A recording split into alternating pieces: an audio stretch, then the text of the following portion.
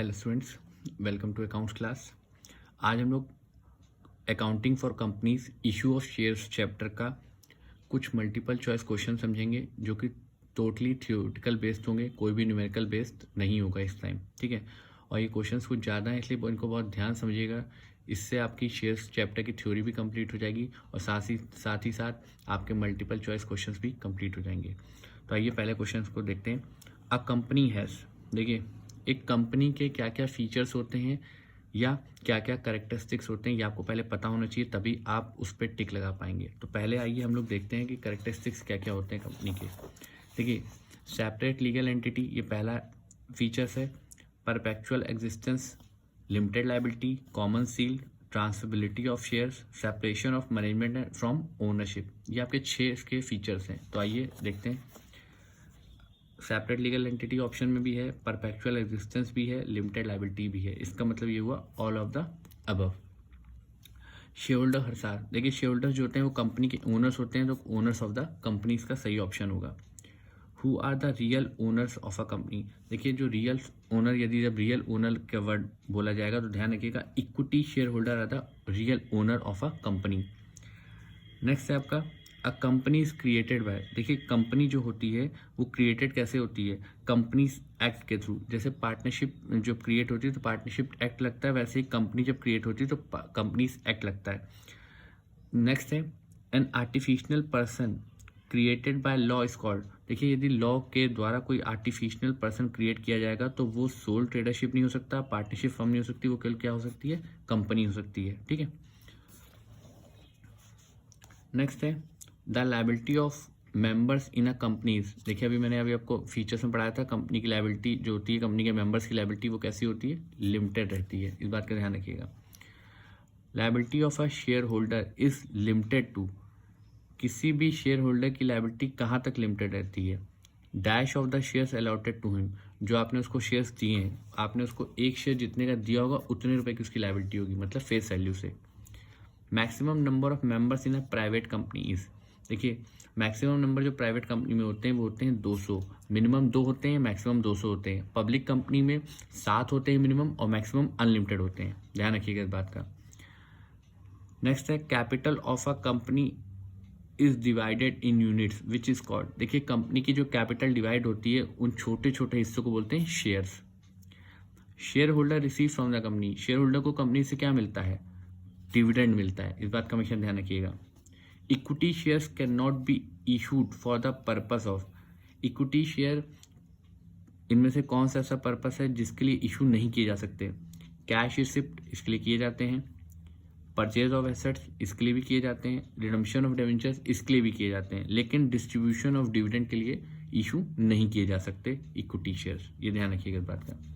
A company में issue, company क्या क्या इशू कर सकती है, इक्विटी शेयर कर सकती है, प्रेफरेंस शेयर कर सकती है, equity and preference both share कर सकती है, नन ऑफ द अबव, तो देखिए सी ऑप्शन होगा, ये दोनों टाइप के शेयर्स कंपनी इशू करती है। A company can not issue, company ऐसी क्या कौन सी चीज़ है जो इशू नहीं कर सकती, देखिए ध्यान रखिएगा renewable equity shares company issue नहीं करती है, वो इसलिए नहीं करती है क्योंकि इक्विटी शेयर्स कंपनी के रियल ओनर होते हैं। अब यदि रिडीमेबल का मतलब होता है पेमेंट करना, तो यदि कोई भी शेयर होल्डर कभी भी पेमेंट मांगने लग जाएगा तो ऐसे तो कंपनी समाप्त हो जाएगी, इसलिए company renewable equity shares issue ही नहीं करती है, क्योंकि कंपनी की कैपिटल अपने आप जब कोई मांगेगा तो कैपिटल कम हो जाएगी जिससे उसके बिजनेस पे इफेक्ट पड़ता है, ओके। 14th है to whom dividend is given at a fix rate in a company, किनको एक fix dividend rate of percentage जिनका फिक्स होता है वो किनको दिया जाता है, तो ध्यान रखिएगा प्रेफरेंस शेयर होल्डर के आगे हमेशा आपने देखा होगा 5%, 6%, ये परसेंटेज का मतलब डिविडेंड से होता है और ये प्रेफरेंस शेयर होल्डर के आगे ही लिखा होता है, मतलब वो फिक्स रहता है। प्रेफरेंस शेयर होल्डर्स है, प्रेफरेंस शेयर होल्डर क्या होते हैं या उनके पास क्या होना चाहिए, तो देखिए preferential right as to dividend, उनको डिविडेंड पाने का पहले अधिकार होता है, and repayment of capital at the time of liquidation of the company, यदि कंपनी समाप्त हो रही है तो पहले उनकी पेमेंट होगी, देन उसके बाद इक्विटी शेयर होल्डर को पेमेंट जाती है, तो ये आपका डी ऑप्शन सही होगा। कुछ लोग सी पे टिक लगा देंगे लेकिन सी पे सिर्फ एक चीज़ लिखी गई है कि कैपिटल की पेमेंट डिसोल्यूशन के समय की जाती है उनको पहले, प्रेफरेंस शेयर होल्डर को, लेकिन यहाँ पे डिविडेंड भी लिखा हुआ है साथ साथ, मतलब उनको डिविडेंड भी मिलता है और साथ ही साथ उनकी पेमेंट भी पहले की जाती है डिसोल्यूशन के टाइम पे। नेक्स्ट है आपका the shares on which there is no any prefixed rate of dividend is decided, but the rate of dividend is fluctuating every year according to the availability of the profit such share are called। देखिए, जिनका dividend fix नहीं होता और जिनका profit हर साल fluctuate करता है उनको क्या बोलते हैं, ध्यान रखिएगा। इस टाइप के शेयर होल्डर जो होते हैं, मतलब जिनका प्रेफरेंस फिक्स नहीं होता, उन्हें आप इक्विटी शेयर वालों को ही होता है, केवल उन्हीं का हमेशा फ्लक्चुएट करता है डिविडेंड। ओके, नेक्स्ट क्वेश्चन है आपका, preference share in case the holder of these have a right to convert their preference shares into equity shares at their option according to the terms of issue such shares are called. देखिए, वो preference share, उस preference shares का नाम बताइए जो उनके ये rights होता है कि वो कन्वर्ट कर सकते हैं इक्विटी शेयर में, लेकिन ये ऑप्शन कब है, जब टर्म्स ऑफ इशू में कंडीशन रखी गई हो। सच शेयर्स आर कॉल्ड, तो ध्यान रखिएगा, इसको बोलते हैं convertible preference share. Convertible preference share वालों को ये राइट्स होता है, इशू करते समय दे दिया जाता है कि वो चाहे तो इक्विटी शेयर्स में कन्वर्ट कर सकते हैं अपने। ठीक है, नेक्स्ट है, अ preference share which does not carry the right of sharing in surplus profit is called. कौन से प्रेफरेंस शेयर होते हैं जिनको सरप्लस में प्रॉफिट मिलने का राइट्स नहीं होता है, तो ध्यान रखिएगा, इसे बोलते हैं non participating preference share.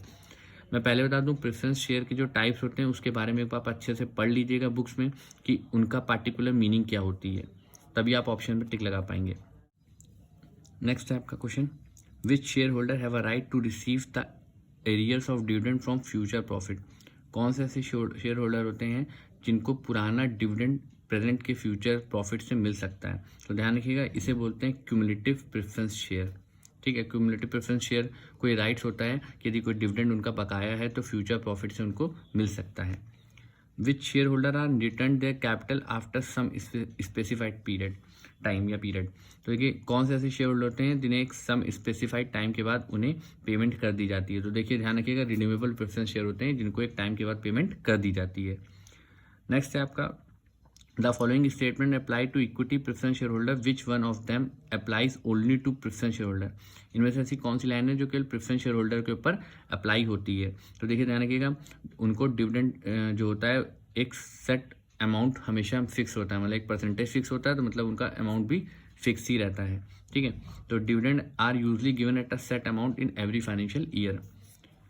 Next है आपका, unless otherwise stated a preference share is always deemed to B.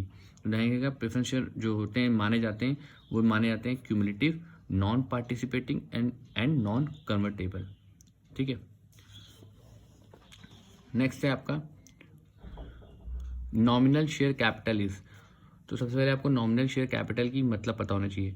देखिए, नॉमिनल जो शेयर कैपिटल होती है वो ऑथराइज कैपिटल का ही, आप ऑथराइज कैपिटल को भी कह सकते हैं, और सबसे पहले ऑथराइज कैपिटल क्या होती है, तो देखिए, the maximum amount of share capital which a company is authorise to the issue. ठीक है, इस बात का ध्यान रखिएगा। नेक्स्ट है subscribe capital is.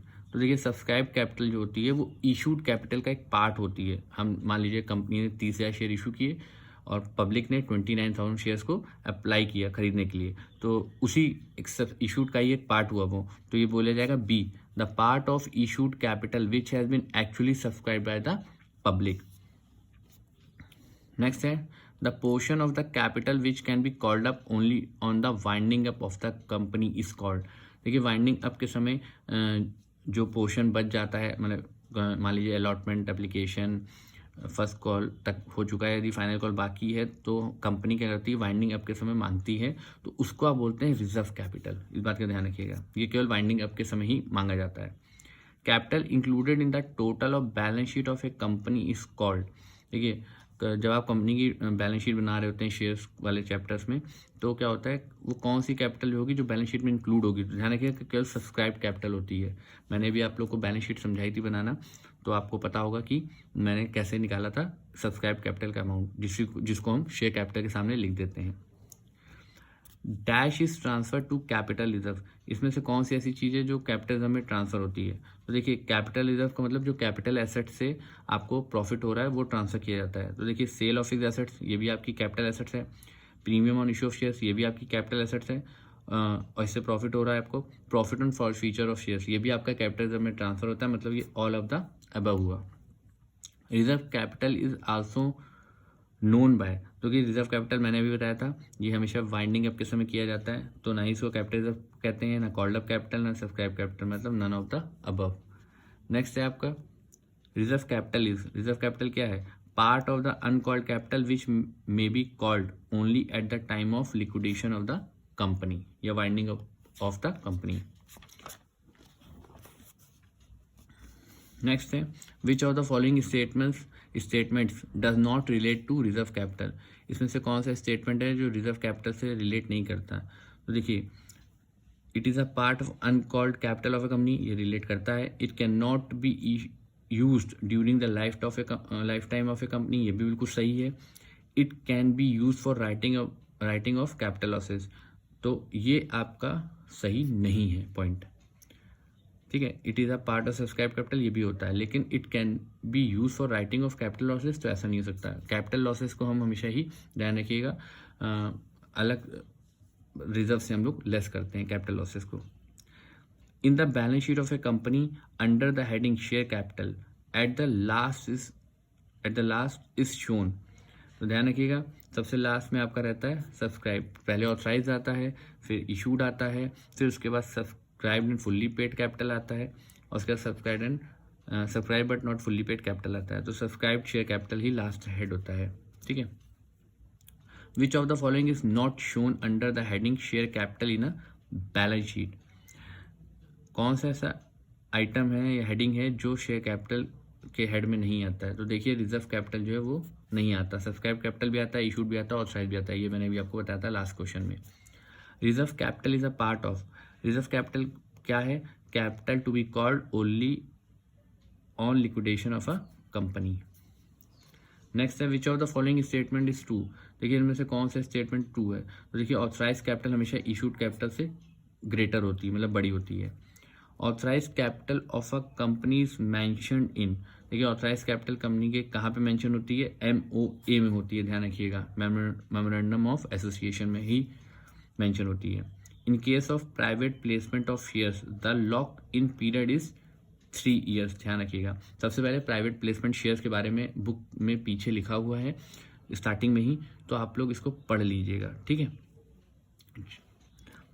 In case of private placement of shares and company does not invite the general public for subscription of shares, in that case company instead of issues prospectus, company general public को तो issue करती नहीं है private placement of shares पहले, तो उसके लिए company इसके लिए प्रोस्पेक्टस तो इशू करेगी नहीं, तो इसके लिए क्या इशू करेगी? तो ध्यान रखिएगा, prepares the statement in lieu of prospectus, ये ध्यान रखिएगा, ये होती है मेन एक्चुअल में।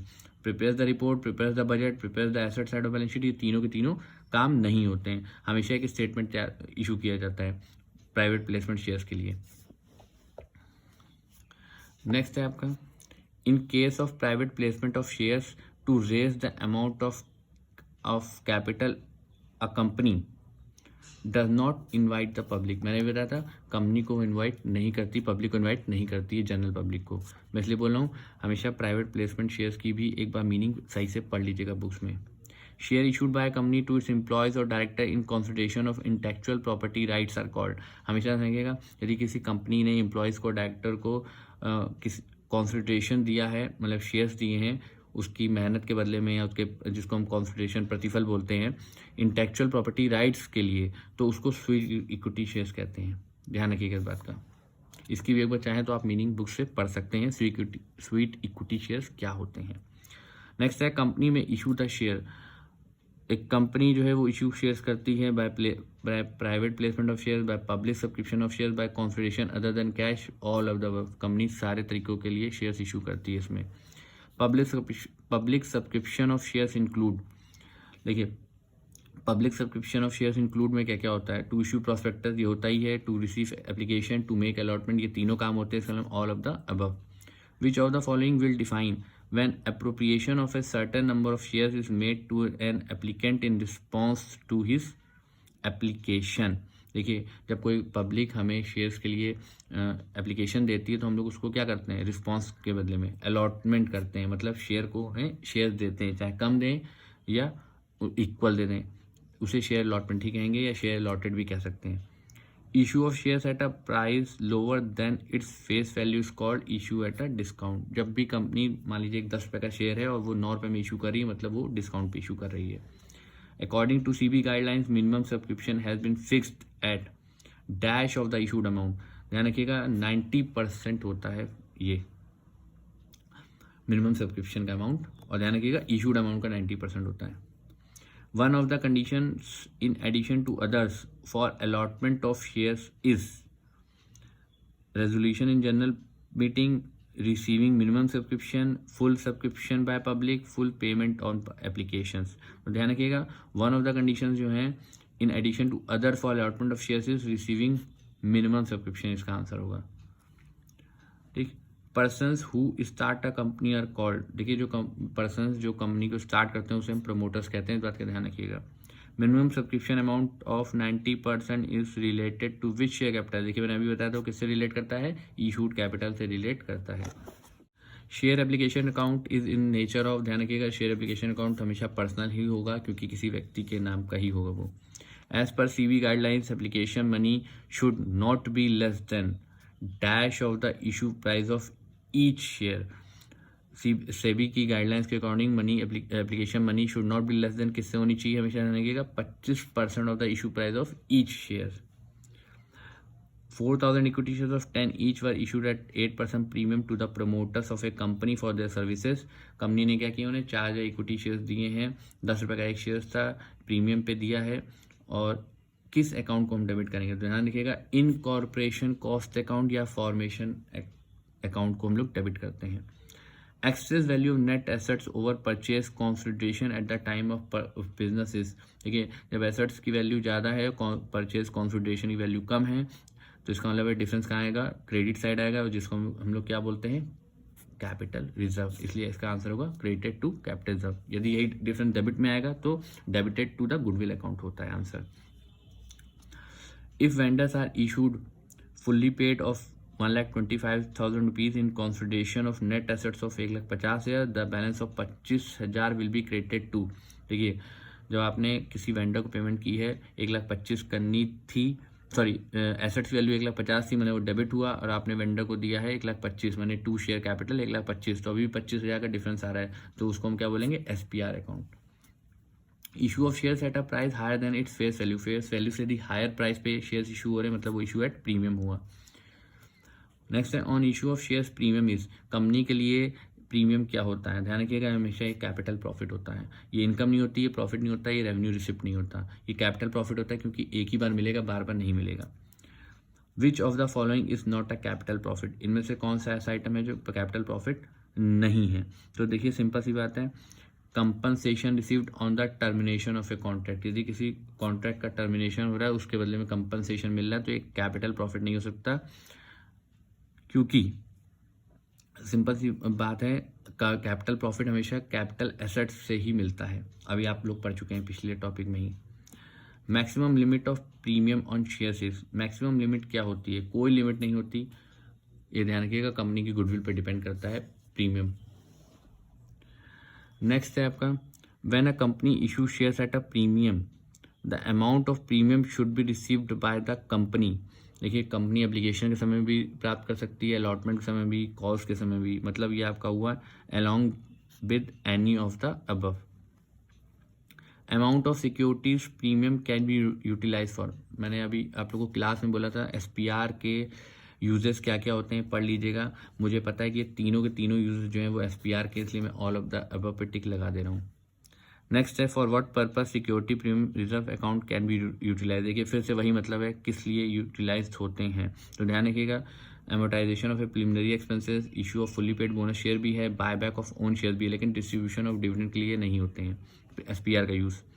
विच of the following is not a purpose for which the security premium amount can be used, इसमें से कौन सा ऐसा पर्पस है जो SPR के लिए यूज नहीं होता है, तो देखिए issuing partly paid bonus share to share holder, ये नहीं होता, बाकी सब तीनों के तीनों होते हैं। Premium on the issue of shares should be shown, देखिए premium on issue of share should be shown, simple सी बात है, एसेट साइड तो हो नहीं सकते, प्रॉफिट एंड लॉस स्टेटमेंट में भी नहीं होते, लेकिन on the equity and liability side of balance sheet में होते हैं SPR show. A company issued 50,000 shares of ₹20 each at a 5% premium. 10 rupees were payable on application and the balance on allotment. What will be the allotment money? देखिए 20 रुपये का share है, 5 रुपये premium पे issue हुआ था, मतलब 21 रुपये कंपनी को लेने थे, 10 रुपये वो एप्लीकेशन पे ले चुकी है। इसका मतलब ये हुआ 11 रुपये भी मिलने बाकी हैं। जब आप 11 रुपये को 50,000 से मल्टीप्लाई करेंगे तो आपका आएगा 5,50,000 रुपये।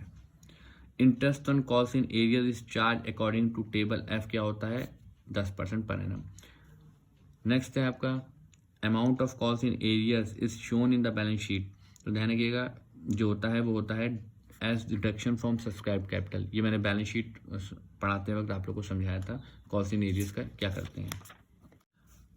नेक्स्ट है as per table F the company is required to pay dash interest on the amount of calls in advance. तो ध्यान रखिएगा 12% पर एनम रहता है। Amount of calls in advance is, calls in advance का हम क्या करते हैं? तो ध्यान रखिएगा ये हमेशा shown on the equity and liability side. वैसे तो करंट लायबिलिटी होती है कॉल्स इन एडवांस, लेकिन ये इसमें ऑप्शन नहीं था तो मैंने shown on the equity and liability side पे टिक लगाया है। नेक्स्ट है first call amount received in advance from the share holder. Share holder से आपको फर्स्ट कॉल अमाउंट रिसीव्ड हुआ था एडवांस में before it is actually called up by the director, जबकि एक्चुअली अभी तक डायरेक्टर्स ने कॉल्ड अप नहीं किया था, उससे पहले मतलब कॉल्ड अप करने से पहले। तो ये क्या होगा? देखिए सिंपल सी बात है, यदि हम एंट्री पास करें तो cash account debit to calls in advance entry होती है। तो देखिए credited to calls in advance है तो यही ऑप्शन आपको दिखाई दे रहा है डी वाला। Debited to first call account हो नहीं सकता, credited to share allotment account नहीं हो सकता, debited to calls in advance account भी नहीं हो सकता। ये आपको एडवांस में मिल रहा है अभी तो क्रेडिट ही होगा। हाँ, अब यदि फर्स्ट कॉल के समय जब रिसीव करेंगे तब ये डेबिट जरूर होगा, क्योंकि आपको अलॉटमेंट समय यदि कोई कॉल्स इन एडवांस मिल चुका है तो फर्स्ट कॉल के समय वही चीज़ डेबिट हो जाती है। आई थिंक आप लोगों को क्लियर हो गया होगा जितने भी मैंने आपको ये मल्टीपल चॉइस क्वेश्चन समझाए हैं। लेकिन मैं फिर से कहूँगा आप हमें प्रेफरेंस शेयर के जितने टाइप्स हैं उसके बारे में बुक से पढ़ लीजिएगा, तभी आप ऑप्शन में टिक सही से लगा पाएंगे। और स्वीट इक्विटी शेयर्स के बारे में पढ़ लीजिएगा और प्राइवेट प्लेसमेंट ऑफ शेयर्स के बारे में भी पढ़ लीजिएगा। ओके, तब भी कोई प्रॉब्लम हो तो आप मुझसे कॉल या मैसेज करके पूछ सकते हैं। Please subscribe my channel and share this video. Thank you.